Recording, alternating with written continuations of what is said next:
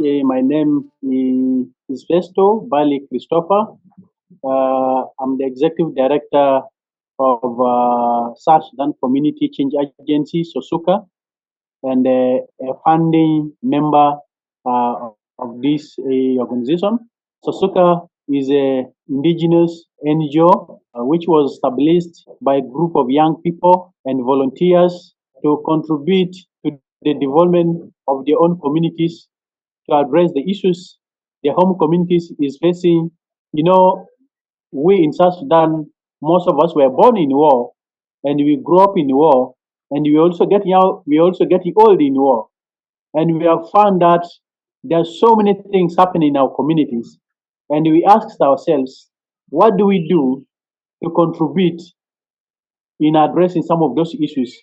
So we felt that for us to do this is only to organize ourselves to form an NGO that can be a vehicle for us to contribute to addressing the issues that our home communities are facing. That is how SOSCA came into existence. And of course, it is started purely by young people, and it is purely run by volunteers until its inception in 2009, and we still envision that it will continue to grow more and it becomes one of the most vibrant local indigenous organizations to provide services to the indigenous communities in South Sudan.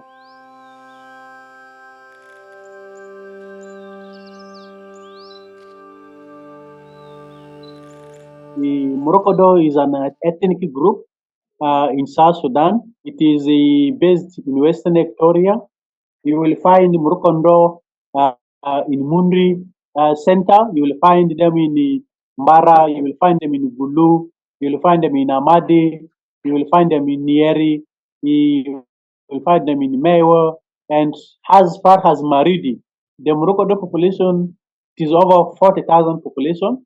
A group that speaks Murukodo language, one of the Nilotic languages speak in sub-Saharan Africa, and they also agriculturalist people. They are also keep animals. They are good hunters. They hunt, and of course they produce honey. People practice, unity by coming together, singing songs, dancing traditional dances, and of course they're loving people. They are very peaceful people. They are coexist with any communities in South Sudan without any issues. Besides that, looking at the context of South Sudan, as we know very well, South Sudan is a country coming up from war, a post-conflict country where there are so many issues, issues to do with security, insecurities. With the current situation, of course, there's also issues of flooding. The climatic change, impact of climate change is really, really hitting South Sudan so hardly. Crops were destroyed, livelihoods of the people were destroyed, properties were destroyed, and it makes people more vulnerable to the climatic shocks, whereby waterborne diseases breaks out. There's no clean drinking water. Mosquitoes are everywhere. Furthermore, there is also issues of food insecurity as a result of this conflicts, result of flooding. Many people cannot be able to afford food, and all this becomes an issue to the indigenous people in the country. Addition to that, also, South Sudan is neighboring country to Sudan. As you know, there's conflict going on in Sudan. There are so many refugees coming from Sudan to South Sudan. And also there are South Sudanese who were in Sudan. Um, they have also came back to South Sudan. And all this contributes, to competition over the limited resources that the people were having. And as a result of the war in Sudan, South Sudan is unable to export its war due to the ongoing war. As a result, it has completely destroyed the economy, and the South Sudan currency has completely devaluated and lost value. And all this contributes to the hardship of local indigenous communities in the country. Also, another issue is that um, our South Sudanese indigenous communities doesn't know their rights. You know, if you don't understand your rights, sometimes it becomes very difficult for you to defend it and demand for your rights.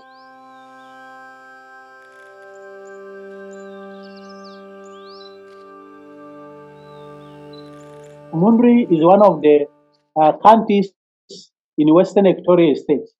And Western Equatoria State is one of the countries with the highest prevalence of HIV in the country.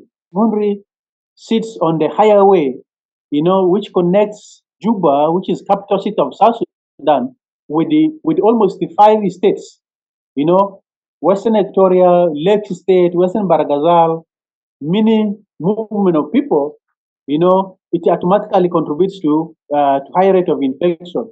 You know, Mundri previously during the conflict is one of the areas that are landlocked.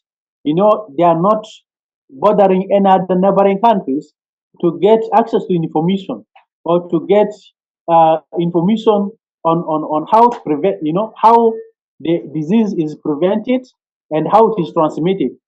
Another reason that we also choose is that access to services, access to HIV services like testing, treatment, you know, is very limited. But we know with the testing, we provide, you know, comprehensive information on how HIV is transmitted and prevented. And this gives us opportunity to really help our people to have information on HIV prevention.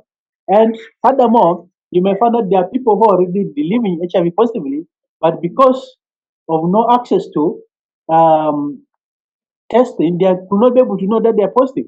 And others, you know, when they test positive, access to treatment becomes also a challenge due to societal stigma and discrimination that is attached to it. So we felt that for us to break down the stigma and discrimination, we have to reach out to people.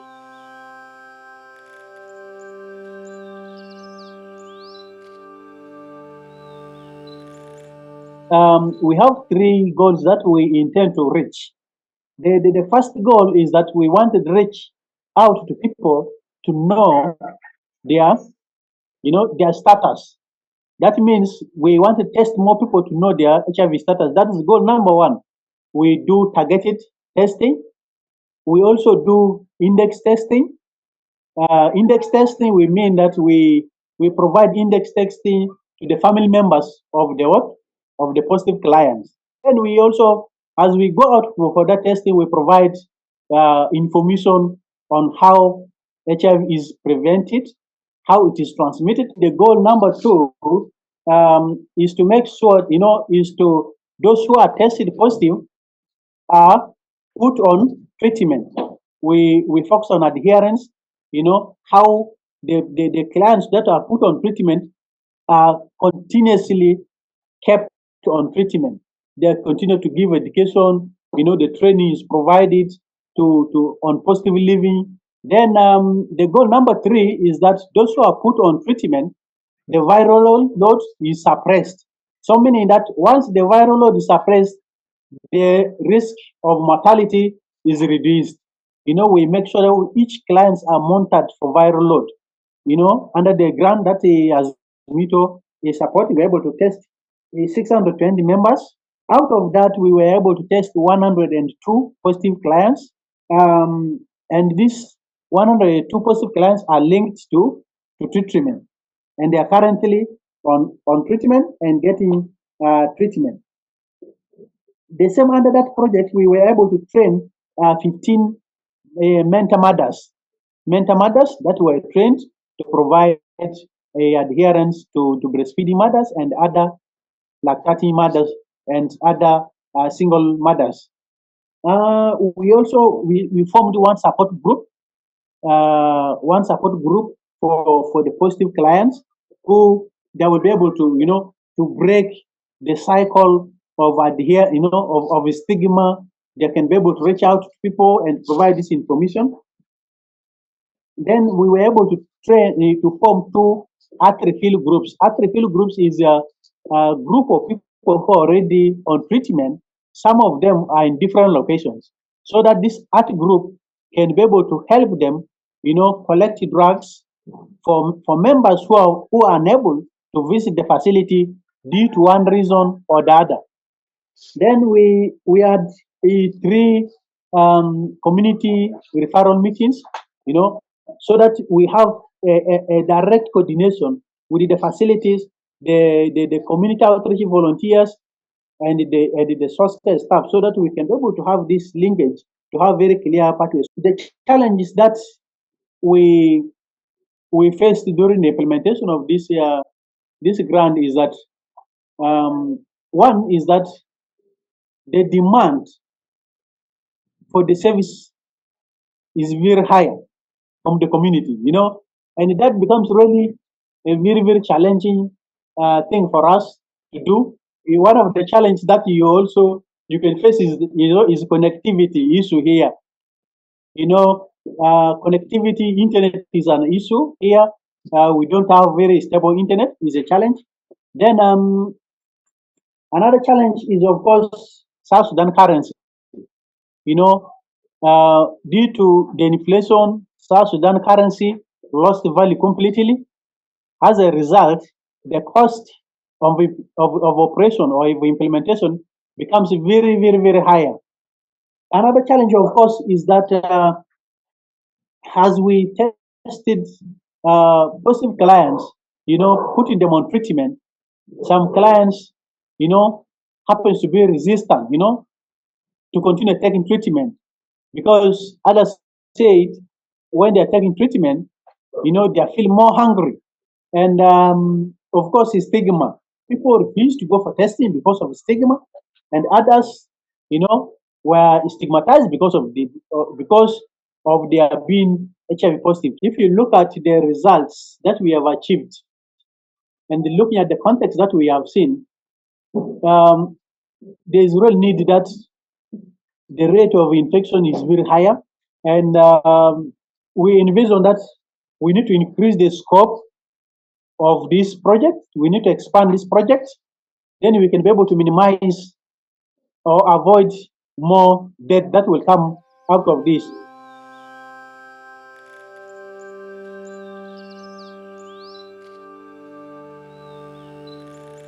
Implementation of projects by indigenous people. Project designed by indigenous people is context-based.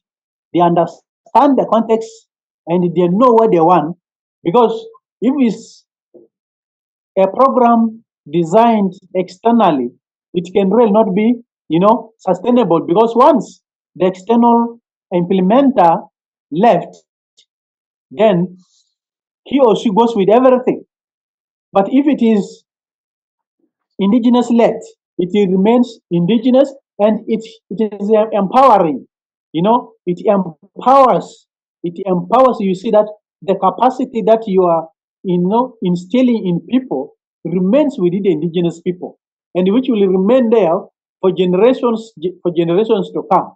For example, now, SOSCA is not going anywhere. Whether there's resources or there's no resources, we remain within the community. So as such, program designed by indigenous people is very, very relevant, and it can really, and it's very cost effective also. And community can own the process. They own the process and they are very proud of it. And through this, you find that you will be able to address so many challenges that is facing indigenous communities, because they are listening more to their own. So SUKA is a community-led and indigenous-centered and community-centered organization, and as such, supporting SOSUKA is supporting community. Supporting SOSUKA is empowering community. Supporting Sosuka is building the capacities of indigenous communities. We have more than 10 years program implementation experience.